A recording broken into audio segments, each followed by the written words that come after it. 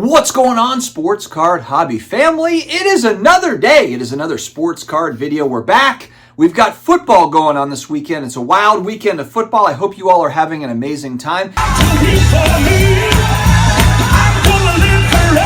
If you're new here, you're looking for pretty much daily sports cards and collectible style videos, make sure to hit that subscribe button. I appreciate you stopping by. Also, if you're looking for non-sports, other collectibles type stuff, my second channel, Collectibles Dad, we're growing like a weed, starting to put more content out on that channel as well.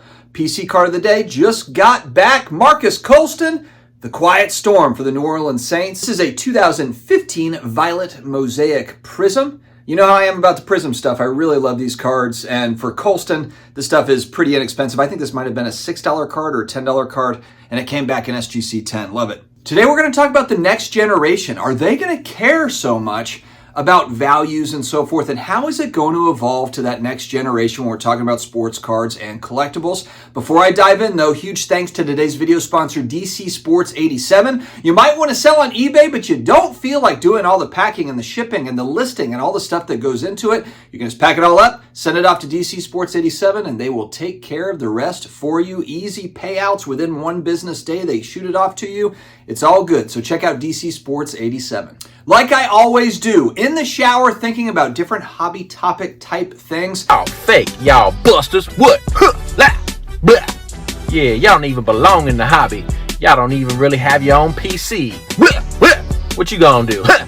And I was just thinking, with all of the kind of that younger generation, the influencers, and what I mean is kind of more the Logan Pauls and the big TikTok people. One thing that's really interesting about the next generation, is it Gen Z?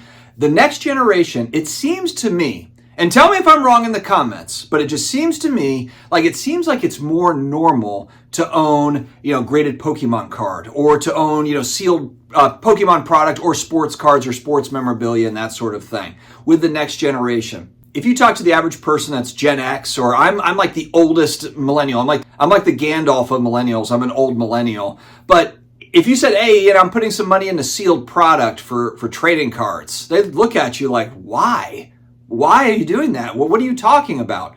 Whereas if you talk to, younger people, it just seems like it's more part of the culture for that next generation. It's more normal. Logan Paul showing up at a boxing event or whatever, WWE, and he's got a Pokemon card around his neck. I would say that my generation, if we're looking at kind of that 35 to 45, 35 to 50 especially, we were the ones going back to kind of that 1990 growing up where it was like, oh, we need to start taking care of our stuff more. We need to start taking care of these cards because eventually they're going to be worth money. Now what you have is my generation is old enough to have disposable income to buy the things. And then also there's been a lot of advancements. So there's also new businesses coming about too. So we're kind of going back to childhood. So there's actually some money behind this engine now. If you look at the 45 to 50 year olds, Michael Rubin, is Michael Rubin 50 years old? I don't think he is. Maybe, but I don't think that he is. He's got a multi-billion-dollar company that's really running the show. Collectors Universe is run by Nat Turner. Nat Turner's younger than me. I think he's in his 30s or something, like maybe he's 40. So really you have youngish, multi-millionaires, billionaires that are starting to put a lot of money, behind this thing and continuing to kind of evolve it. Jeff Wilson's a couple years older than me. He's opening a $3 million shop. This generation now has money. We've got capital, and you can see that it's obviously a passion. Collectibles is a passion project. And so what does that mean for the next generation, where you've got a bunch of very passionate people in that 35 to, let's just say 55, that are really starting to put money behind the industry, behind kind of the engine that makes it all run? And is it going to become more of the norm to have these type of pop culture collectibles and sports cards and sports memorabilia and that sort of thing?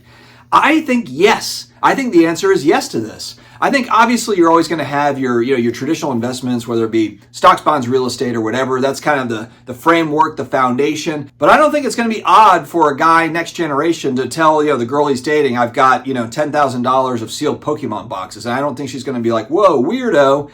Maybe. But actually that ties into another point that I wanted to talk about. And actually it was a comment made, I saw this and I agreed completely, going back 3 or 4 days. I wish I had it so that I could find it and put it up here.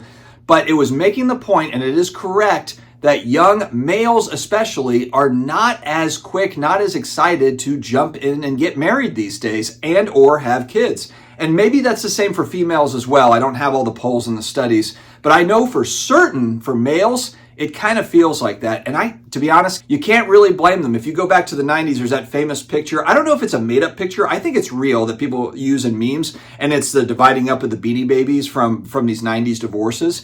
But the 90s is really when divorce became in vogue. I hate to say it, but that's really when the divorce rate started to really climb, and it's kind of stayed that way. And so I think if you're a person growing up, maybe you know someone whose parents were divorced, you yourself did, my parents were divorced, and when I was in my 20s, I went through a divorce. And it was tough. Fortunately, my older kids and I are really close. My son lives with me now. He's senior and he's about to start his varsity baseball season. It worked out, but it was a really tough road all the way through. And so I think as more young people have experienced divorce and the effects of it, it's just like, man, I am not in a huge rush, to be 22 or whatever, or 23 and get married and start a family. And you can't really blame them. And so what does that mean? Well, it's a lot of males in sports cards and collectibles. If I look at my YouTube analytics, it's like 97 to 98% male audience. It's dominated by males. So if they're not getting married, if they're not, having kids, you have that extra money. Yes, you're traveling and doing things and you're going out and that sort of thing, but you also probably have money in other things like collectibles. You've got maybe your 401k set up, and then you got extra money and you've got some collectible stuff on the side that you enjoy doing, or, gaming or whatever that is. And so is there going to be a societal shift that is going to kind of impact collectibles and maybe kind of keep more interest in collectibles simply because less men are getting married, having kids, and just staying single and having a closet full of collectible stuff? It's an interesting debate, and I think it's kind of a fun talking point because this next generation and the generation after, it's going to be different. With technology, it's going to be different the way that I grew up and my parents grew up, and we will have to see how it impacts collectibles and sports cards as a whole. All right, guys, that's all I've got today. Stay healthy, stay awesome, and I will talk to you again later.